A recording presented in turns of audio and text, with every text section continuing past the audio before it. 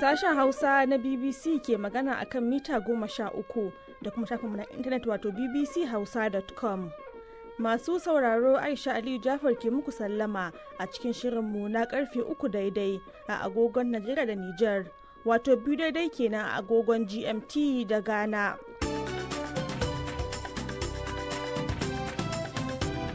To a cikin shirin za ku ji cewa Amurka ta ce sojin ruwanta ba za su iya yi wa jiragen dakon mai rakiya ba ta mashigar Hormuz a yayin da yakin da ake yi ke ci gaba da kawo cikas ga samar da mai a duniya. Isra'ila ta kai hari kan wata tashar nukiliya da wani babban banki a Iran a babban birnin kasar. A Najeriya, hukumar kula da yanayi ta kasar ta gargadin cewa akwai yiwuwar a samu yanayin bugun zafi a yayin da yanayin zafin ke karuwa. Duk waɗanne wurare hakan zai fi shafa? Tsakiyar Najeriya da arewacin Najeriya ne za a fi samu, amma a yanzu dai ya nuna kudancin Najeriya su suka fi shan wannan zafin, amma nan da ɗan lokaci taki za a ga in ɓangaren Kano da Jigawa da Maiduguri za su fi zama a cikin wannan yanayin tsindin. Har ila yau a Najeriya, tsohon gwamnan jihar Sokoto kuma sanatan da ke wakiltar mazaɓar Sokoto ta Kudu majalisar dattawa ta ƙasar ya sauya sheƙa zuwa jam'iyyar haɗaka ta ADC bayan ficewa daga PDP. Kamar da kowa sani dai kusan shekara 2 zuwa 3 ana ta rikici, ana ta wannan ja'in ja, yau aje wannan kotu, gobe aje wannan kotu. Wannan dole dukkan kowane ɗan siyasa dole zaka nemi menene mafita taka da kuma al'ummarka.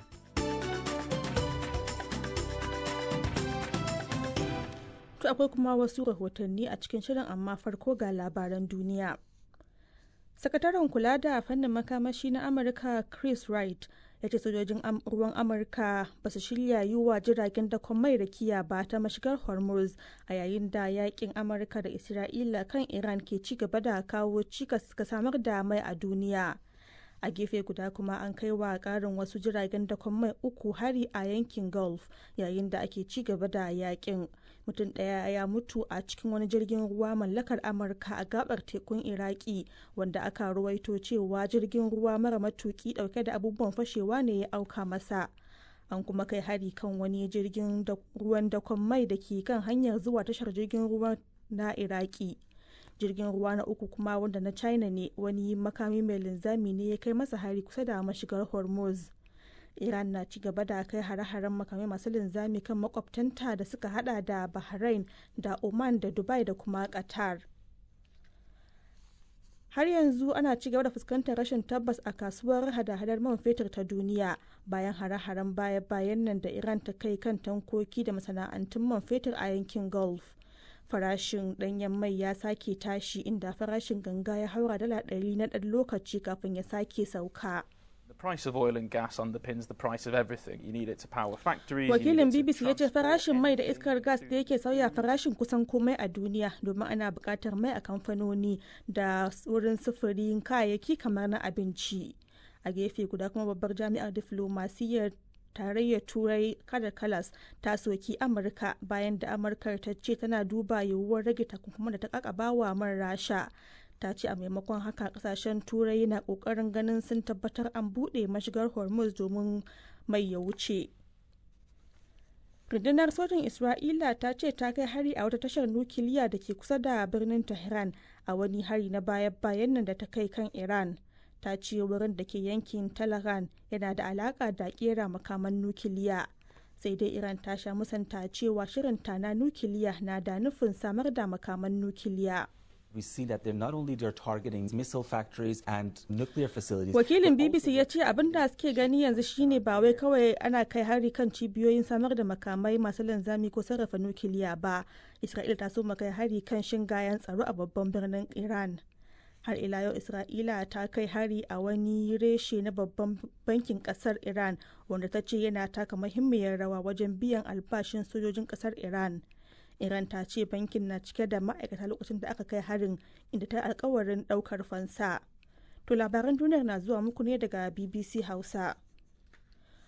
Wata kotu a Rasha ta yanke hukuncin ɗaurin rai da rai ga wasu 'yan kabilar Tajik 4 da aka samu da laifin kai harin ta'addanci mafi muni a Rasha cikin shekaru 20 bayan da suka yi harbin kan mai uwa da wabi a wani ɗakin taro da ke wajen birnin Moscow.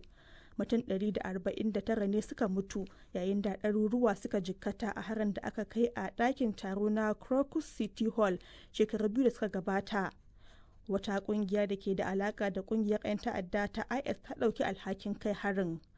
An kuma yankewa wasu mutum 11 hukuncin ɗaurin rai da rai bayan da aka gano sun taimakawa masu kai harin.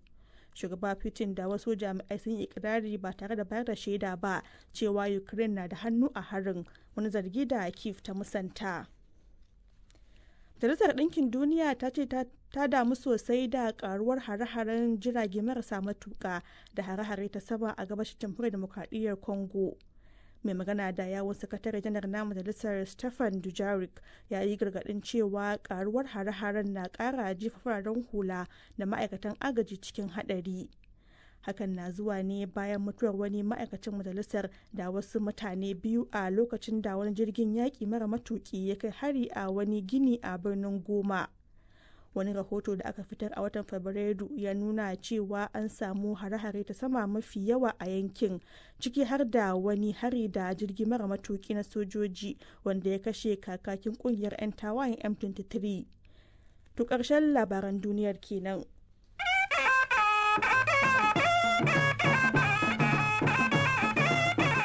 To yanzu kuma sai rahotanni.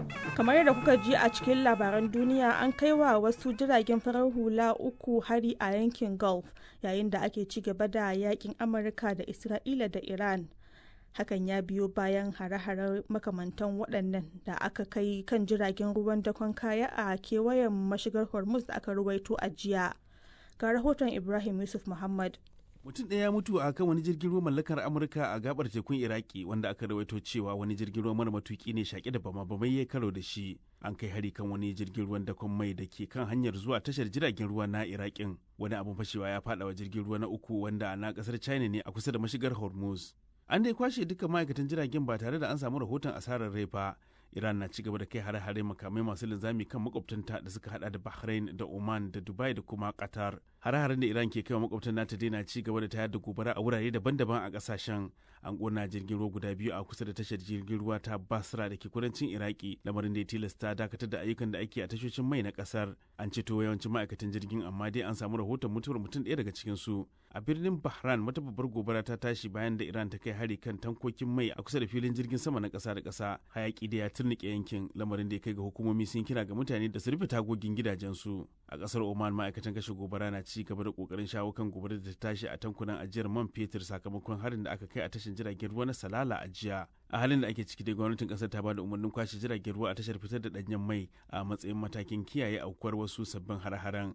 Ya dai tabbata cewa Iran na da niyyar ƙara tsawaita girgizar tattalin arziki da ake fuskanta sakamakon wannan yakin, kuma dakarun juyin halin musulunci na ƙasar sun yi gargaɗin cewa za su kai hari kan cibiyoyin hada-hadar kuɗi na ƙasashen yammacin duniya bayan harin da aka kai wani banki na Iran.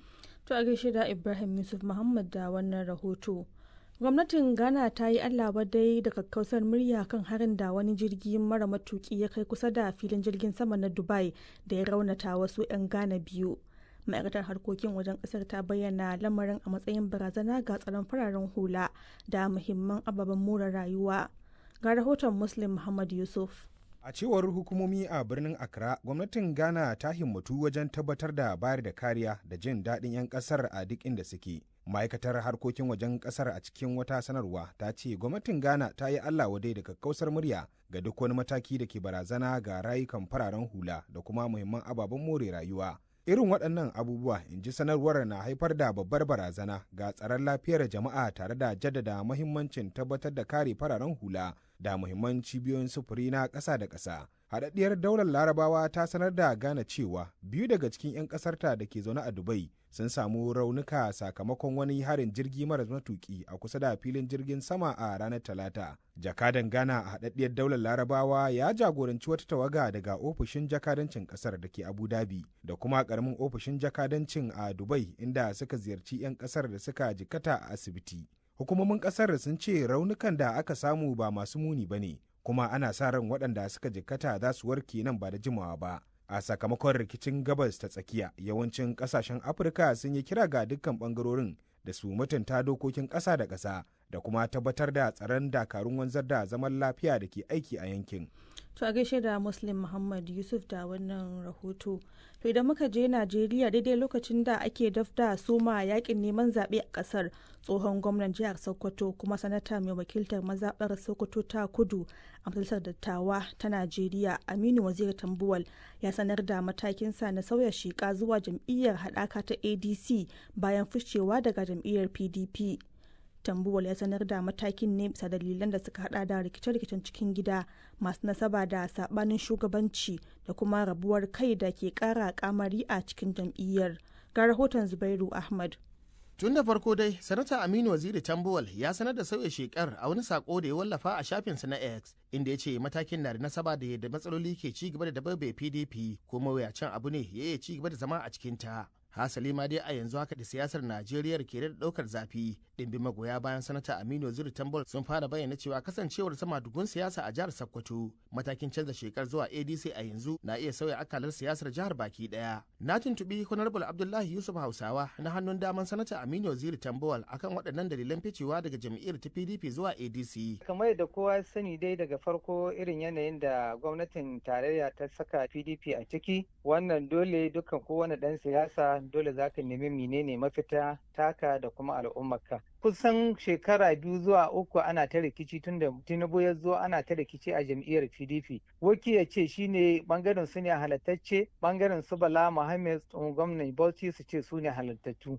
Ita wannan jam'iyya ta ADC kana ganin cewa kamar a cikin ta ba za a samu wata baraka ba ganin jigajigan 'yan adawa sun haɗi? Da yadda Allah wannan ai shine ta goma shi na jam'iyya. Duk jam'iyyar da ka ga cewa 'yan takarkari da yawa manyan mutane a cikinta wannan shi ya nuna da cewa tana da ta goma shi kwarai da gaske, kuma yana baka tabbaci da yadda Allah da jam'iyyar ADC ba za ta samu matsala ba a wajen tsaye da ɗan takara. Kazalika, Sanata Tambuwal ya bayyana cewa ya shiga jam'iyyar ADC ne tare da ɗimbin magoya bayansa. Ga Honorable Abdullahi Yusuf Hausawa. Kuma akwai waɗanda za su shigo cikinta daga ma cikin jam'iyyar APC da sauran su jam'iyyu, akwai waɗanda za su sake shigowa cikinta da yadda Allah. Menene makoma wannan ƙasa, menene makoma al'ummar ta da kuma yadda jam'iyyu suka tafiya. Sanata Aminu Waziri Tambuwal ya ɗauki wannan matakin daidai lokacin da wani jigo a jam'iyyar ADC a jihar ta Sokoto ya sake koma a PDP. Kuna sa ran samun damar gina jam'iyyar a dan wannan lokaci na ƙasa da shekara guda a gudanar da zaɓe a Najeriya? Ba wani magana a ce Right Honorable Aminu Waziri Tambuwal ya bar jihar Sokoto ko kuma ya bar ta sake. Duka da ka sani kwamishinonin shi da 'yan takarkarin gwamnan mu da aka yi tare da su, duka jigajigan da ake tare da su suna nan a jihar Sokoto,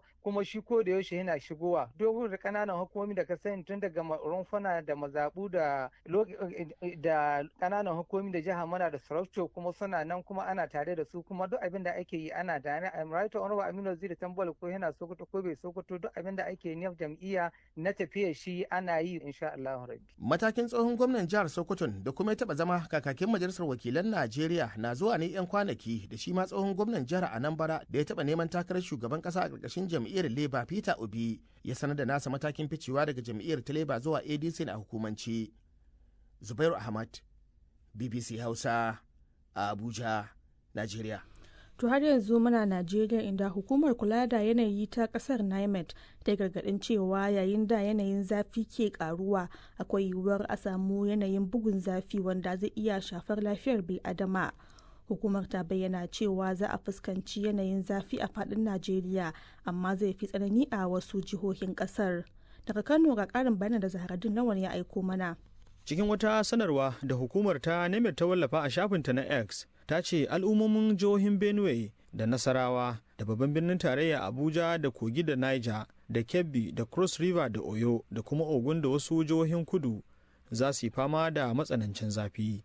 Na tuntuɓi Farfesa Alhaji Muhammad, ƙwararre akan yanayi, inda na tambaye shi ko me yake haifar da wannan zafi? To a yanda yake a shekara tsawon wata 12 akwai lokuta dama guda biyu wanda duniya da take zagaya rana akwai bigire guda 4 da take samun kanta. Bigire na farko shine wanda ake cewa lokacin sanyi, bigire na biyu kuma shine lokacin bazara, sannan kuma sai lokacin damuna na hudun kuma shine lokacin kaka. To a duk lokacin da aka fuskanto bazara ta fara tahowa kamar irin yanayi wannan da muke ciki, to a wannan lokacin duniya tana kusan tsakiya ne akan da'irar da take take zagaya rana, wanda shine tsakanin wata na Maris, Afrilu da zuwa Mai. To a wannan lokacin, musamman ma a lokacin April, a ƙarshen Maris kai, zaka samu cewar tsawon dare da awannin dare da rana kusan ɗaya ne a duniya gabaki ɗaya. To a wannan lokacin ne kuma rana za ta dinga gusawa zuwa arewacin arewa, inda muke kenan. To a wannan lokacin ne ake samun bazara, wanda za a samu